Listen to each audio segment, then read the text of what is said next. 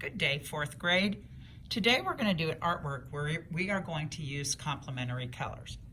And complementary colors are colors that are opposite each other on the color wheel.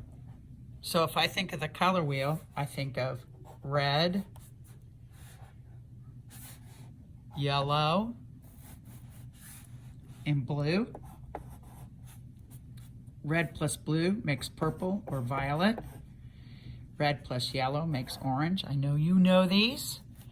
And yellow plus blue makes green. So what is across from each other on the color wheel? Across from orange is blue. So orange and blue are complementary colors. Green and red, like Christmas, are complementary colors. And yellow and purple are complementary colors. When you mix, like if I have a red and I add a little bit of green to it, it makes my red less intense. It's not as brilliant or saturated of a color, and it tends to make it a little bit darker. If you keep adding green to red, it gets to where it turns brown. And then when it's more green than red, it becomes a dark green. So that's kind of how that works, okay? When the colors are next to each other, sometimes they seem to move a little bit. And that happens the most with them, a little bit with orange and blue and yellow and purple, but I think red and green have the strongest contrast. So what you're gonna do is you're gonna have a piece of paper. First, you're gonna write your name. And when I write my name, I write it very lightly first. You probably may or may not be able to see it, but I wanna make it big on this whole paper. So I'm gonna write my letters. Since my name is Chris, I don't want to overlap them.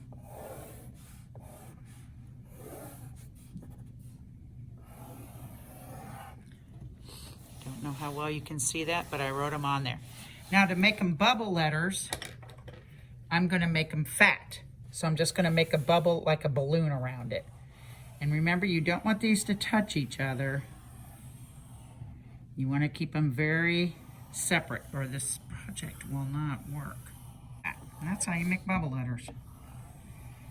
Make a little snake for my S, make a little curl on that. There we go.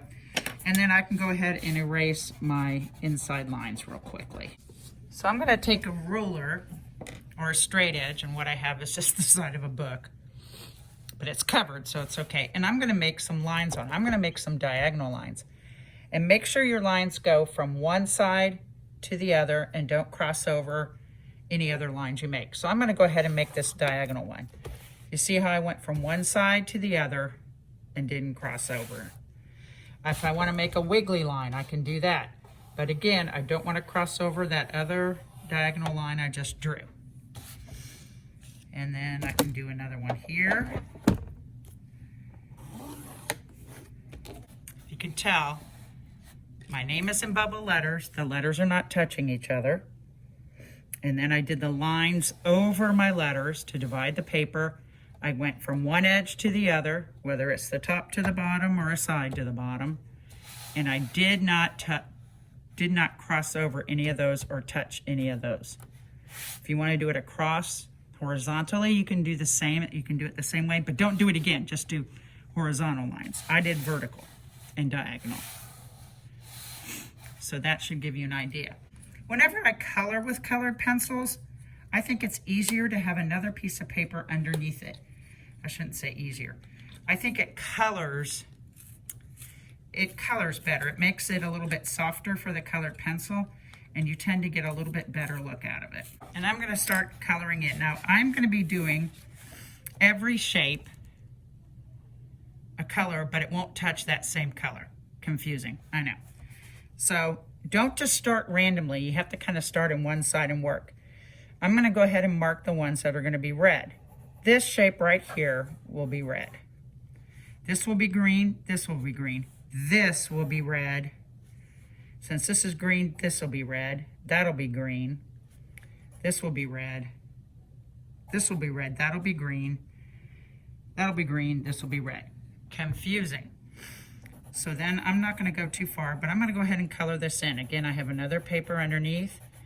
And when I color it in, I tend to outline a little bit as I'm coloring, kind of make even strokes with even pressure. kind of fill it in there. But sometimes you get a lot of little lines showing up. So what I do is I come back and I color it in the other direction. And that gives it a nice even fill. So this was supposed to be red. I'm not going to do that big one right now, this one, because I just want to show you and it takes me too long. And then I'll come in with my green and I do the ones I wanted green. So this will be green, this will be green, that'll be green, that'll be green. So let me go ahead and color this in.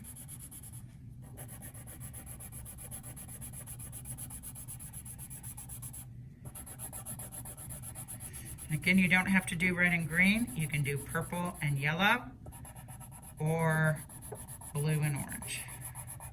Those are the other two complementary colors. And then this will be green. So do you see how, as I'm doing this, the colors are not, the greens are not next to each other. They'll touch only at the corners. That's, we're a little bit tight right there.